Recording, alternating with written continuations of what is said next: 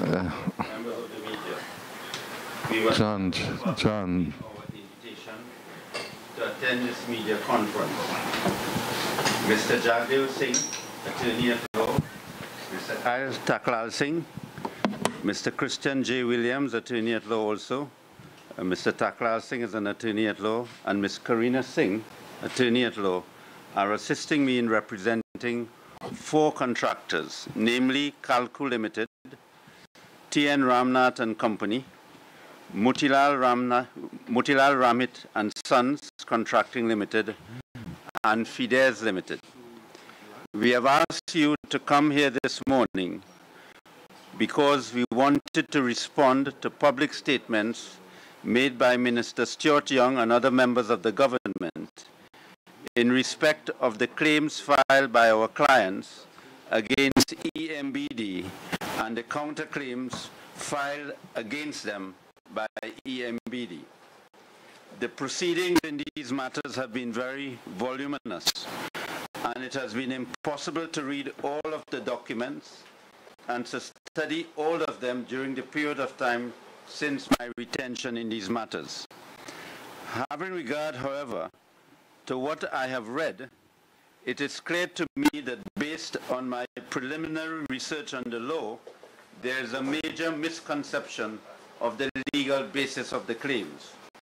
The basis of the claims is that the cartel-type behavior referred to by Minister Young can constitute a civil cause of action against our clients in Trinidad and Tobago. In order, however, for that cartel-type behavior to constitute a civil cause of actions against our clients, it was necessary for there to have been an amendment to the existing laws of Trinidad and Tobago for that purpose. The claims of EMBD against our clients are based on the premise that principles of cartel law, which were made law by an Act of Parliament in England, apply to alleged actions or conduct of persons in Trinidad and Tobago. In England, Parliament enacted an Act of Parliament to create a statutory cause of action to make certain types of agreements between and among business persons a civil offense. The attempt in this case of the EMBD to make unlawful alleged agreements of business persons in respect of commercial enterprises can have adverse effects on commercial activities in our country. If the present common law or existing statute law has to be extended to cover the alleged impugned conduct of our clients in this case, the public, including the business community, would be entitled to be consulted in respect to any such proposed fundamental changes. Even if in Trinidad and Tobago there is an agreement amongst and between business persons to have fixed prices for the provisions of certain types of goods or services or works to be done, that is not unlawful under our law. If that is unlawful under our law, then it brings into question the activities and business enterprises of many businesses in Trinidad and Tobago. There is no law in our country which make those activities unlawful. In England, an Enterprise Act was passed in 2002 to make cartel activities among business persons a civil cause of action. This is the act that was passed in England. This act does not apply to Trinidad and Tobago. This act applies to England. If the provisions of this act have to apply to Trinidad and Tobago, the government would have to introduce a law containing some of these provisions in the law in order for that to happen. That is not the position in Trinidad and Tobago, however. These and other matters of law we will deal with later in this media briefing. Our clients, I want to give you an idea of what the case is about. Our clients filed claims against EMBD for sums due and owing under contracts in respect of which they did roadworks. EMBD filed defenses and counterclaim against each of the contractors. EMBD is contending that the contracts were illegal and is making claims against our clients for restitution of the monies paid to them under the contract. EMBD instituted a claim against Fides Limited for restitution of some monies paid to it in the execution of works performed under the contract it entered into with Fides Limited. It is not our intention to respond to all of the allegations made by Minister Young. We in our response would show that based on the principles of law, the counterclaims made by EMBD against our clients cannot be sustained in law. Cartel law. The foundation of the counterclaim filed by EMBD against our clients, which Minister Young told the public about, and which he said would result in the claims against our clients succeeding, is that our clients were engaged in cartel-type behavior. This cartel-type behavior, however, referred to by Minister Young, is not unlawful under our laws, and therefore the opinion of Minister Young cannot be supported by the principles of the existing laws in Trinidad and Tobago. The existing common law and statute law in Trinidad and Tobago do not make the cartel-type behavior which Minister Young referred to in his speeches unlawful, because business alliances and corporations are entitled to have agreements to advance common business interests. Those are not unlawful in Trinidad and Tobago. The foundation of the counterclaim, therefore, by EMBD, relying on this cartel-type behavior as being unlawful in Trinidad and Tobago, is misconceived and erroneous in law. If Minister Young wanted that cartel-type behavior, which he referred to be regarded as unlawful by the courts, he would have had to introduce a bill in the Parliament to become an act of Parliament. That bill would have had to be passed in the House of Representatives and in the Senate, and would have had to be assented to by the President. It would then become the law of Trinidad and Tobago. The government now cannot retrospectively make that cartel-type behavior referred to by the minister unlawful for the purposes of the facts of this case, because the principle is that that law would not be able to be applied retrospectively against our clients. In England, there was no cartel-type law as referred to by Minister Young. The British government had to draft the law to make that cartel-type conduct unlawful in civil law under British law. That law was then debated in both houses of Parliament. It was then passed by both houses of Parliament, and it was assented to by the Queen, thus becoming law in England, and as I showed you just now, the Enterprise Act of 2002 of the United Kingdom. That act expressly made provisions in the act for the courts to declare the cartel-type behavior referred to by Minister Young unlawful. That act also provided a strict and definite process by which a cartel was recognized in law. That act identified in law what a cartel was, and then show how cartel behavior could have been prosecuted both civilly and criminally. That act requires the evidence to sustain a cartel-type claim in England to be supported by a very high standard of evidence in order to succeed.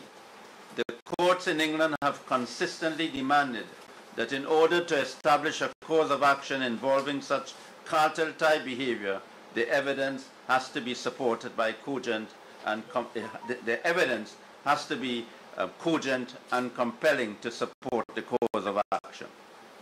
The foundational basis of the state's case is therefore unsustainable in law, and the court in Trinidad and Tobago is likely to hold that the counterclaims of EMBD are frivolous, vexatious, and an abuse of process of the court. The other question of law I want to address you on is that the case by EMBD also relies upon a principle known as conspiracy in civil law. Minister Young is also relying on a case of conspiracy in civil law among the 4 contractors. In order to prove such a conspiracy, however, it is necessary to prove several ingredients before the cause of action in conspiracy could be established. A conspiracy in civil law is one of the most difficult claims to establish. Our clients are not agreeing that there was any conspiracy. So I'm making these points on the basis that assuming but not admitting that there was an alleged conspiracy. The law reports are filled with cases which show that governments believed that they had strong cases in conspiracy against persons. But when the evidence unfolded, the evidence which came before the court showed that the governments could not prove to the court that there were agreements between and among the persons to do the unlawful act or to take action to effect the unlawful purposes as alleged in those cases. Having looked at the proceedings which Minister Young referred to, I have not seen a sufficient cause established on the face of the proceedings in the counterclaim to establish a cause of action in conspiracy against our clients, because I see difficulties in law in the establishment of proving any agreement between or among our clients. Civil contempt. The counterclaims which have been filed by EMBD against our clients are claims in civil law, which means that the government is claiming redress in the form of damages and compensation. Since it is a civil case, the case would have to be tried by a judge alone and not a jury. If a jury was trying this case and not a professional judge, the statements which were made by Minister Young in respect of our clients and the claim of EMBD could have amounted to a civil contempt. The reason for that is that the jury, who would have been the deciders of the facts of the case, would have been prejudiced because there would have been a prejudgment by the government, and it could have prejudiced the fair trial of a matter. That does not apply to Trinidad and Tobago, because civil cases are not determined by members of the jury, determined by a professional judge. In a famous case decided in England, known as the Attorney General versus the Times newspaper, the Supreme Court of Britain, which consisted of the same judges who sit in the Privy Council, held that where there was pre-trial publicity about the merits of a civil matter which was before a civil court, a newspaper which published public discussions and comments on the merits of a dispute before the court, prior to the court determining the matter, that prejudiced the fair trial of a matter and amounted to a contempt of court. In that particular case, it was held that it was not a contempt of court. I mention these matters to you because you, as the public now, you are the jury of the facts, and you would ask yourself the question that if it is that the state had such a strong case, why would the state be going to the public for the public to decide the case when this case has to be decided by a professional judge? Differences between evidence and statement made by Minister Young. The difference between evidence and statements made by Minister Young. Now, this is very important for members of the public to understand. It's not everything that is said or every statement made or every fact about a case could be admissible as evidence in a trial. And it is important for the members of the public to understand that, so that not everything which Minister Young said in his statements to the media would constitute or can constitute evidence in a trial. In other words, in law, there is a distinction between statements and evidence. In order for statements to become evidence, or in order for matters which are being relied upon to become evidence in law, the law of evidence sets out conditions for those statements or other matters to be admitted as evidence, and for matters referred to in statements of indicates Minister Young to be admitted in evidence. Before the trial of this matter, our clients are entitled to make applications to the court to strike out many parts of the statements which Minister Young referred to from the proceedings in that case in order to have the court determine the matter ultimately only on evidence which is admissible before a court. In a civil case, if a judge finds that what is stated by the government to be in its case, that is in the written pleadings and the matters filed by the government, but